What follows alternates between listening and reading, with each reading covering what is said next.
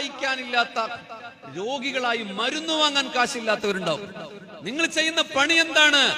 മഹല്ലിന്റെ letter പാഡില് ഈ വരുന്നയാള് അനാഥ കുടുംബമാണ്, ഭർത്താവ് മരിച്ചവരാണ്, 3 പെൺകുട്ടികളുണ്ട്, രോഗിയാണ്, സഹായിക്കണം. തേങ്ങാക്കൊലയാണ്.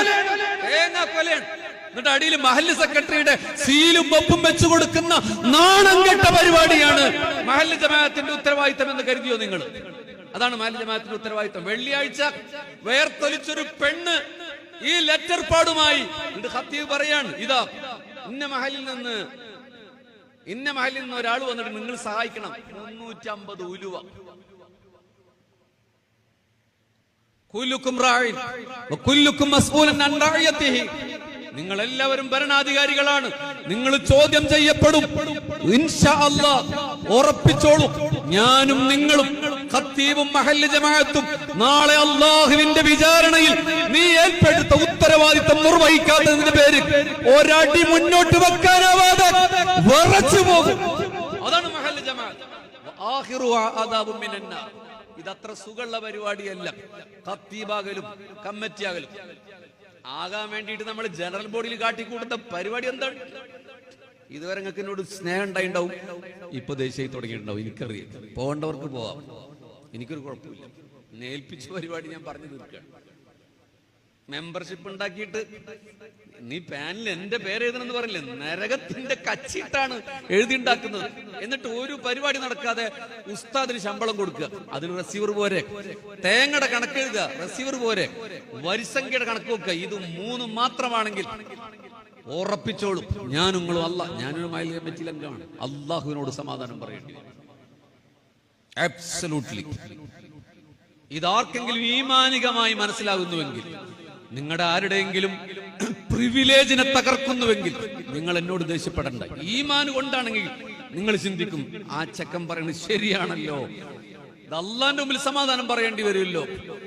നോക്കൂ, റമദാനിലെ നമ്മുടെ ആൾക്കാര്, പ്രത്യേകിച്ച് ഞാനൊക്കെ ജോലി ചെയ്യുന്ന പ്രദേശങ്ങളില്, പാലക്കാട് നിന്ന്, ആലത്തൂരിൽ നിന്ന് നമ്മുടെ ഉമ്മത്തിലെ പെണ്ണുങ്ങൾ ഇങ്ങനെ അലഞ്ഞു നടക്കുകയാണ്. നോമ്പുണ്ടോ അല്ലാഹു ആലം, 10-20 ഉറുപ്യ കിട്ടാൻ വേണ്ടി അലഞ്ഞു നടക്കുകയാണ്. എന്തുകൊണ്ടാണ് ആ സിസ്റ്റം ഉണ്ടായത്? ഈ ഒരു ഡാറ്റാ ബാങ്ക് നിങ്ങൾ തയ്യാറാക്കിയാല് നിങ്ങളുടെ നാട്ടിലെ കാറ്റഗറൈസ് ചെയ്യുക, ABCD, എക്കോണമിക്കൽ കാറ്റഗറി എന്ന് വേണമെങ്കിൽ പേര് വെക്കാം. അതായത് നല്ല സമ്പന്നർ, പകുതി സമ്പന്നർ, ദാരിദ്ര്യം അനുഭവിക്കുന്നവർ, അതിദാരിദ്ര്യമുള്ളവർ, ഇങ്ങനെ കാറ്റഗറൈസ് ചെയ്താൽ സമ്പത്തുള്ളവന്റെ വീട്ടിൽ റമദാൻ 27-ന് മുമ്പിലെ പാത്രത്തിൽ നിന്ന് കൊടുക്കുന്ന 5 രൂപയല്ല സക്കാത്തെന്ന് ബോധ്യപ്പെടുത്തിയിട്ട് ഒരു 50 നല്ല പണക്കാരുണ്ടെങ്കിൽ അവരോട് നിങ്ങൾ പറയാം, നിങ്ങളുടെ മഹല്ലിലെ വളരെ പാവപ്പെട്ട 10-20 ആളുകളുടെ പേരെടുത്തിട്ട് ഈ 50ഓളം പണക്കാർക്ക് കൊടുക്കാൻ, നിങ്ങൾ ഇയാൾക്ക് മാത്രം സക്കാത്ത് കൊടുത്താൽ മതി. എന്താണ് സക്കാത്തിന്റെ സിസ്റ്റം? ഇക്കൊല്ലം സക്കാത്ത് വാങ്ങിയവൻ അടുത്ത കൊല്ലം സക്കാത്ത് വാങ്ങുകയാണ്. അല്ലേ ഹബീബിങ്ങളെ? ഈ കൊല്ലം സക്കാത്ത് വാങ്ങിയവൻ അടുത്ത കൊല്ലം വാങ്ങരുത്. ഇക്കൊല്ലം സക്കാത്ത് വാങ്ങുന്നവൻ ഒരുത്തന്റെ പണം കൊണ്ട് ഒരു ഓട്ടോറിക്ഷ വാങ്ങട്ടെ, അയാളത് ഓട്ടട്ടെ, അടുത്ത കൊല്ലം അയാൾ സക്കാത്ത് വാങ്ങാത്ത സിസ്റ്റം വരണം. ഇത് സുന്നത്ത് ജമാഅത്തിന്റെ, മഹല്ല് ജമാഅത്തിന്റെ ഭാരവാഹികൾ നടക്കൂല നിങ്ങൾ കരുതരുത്.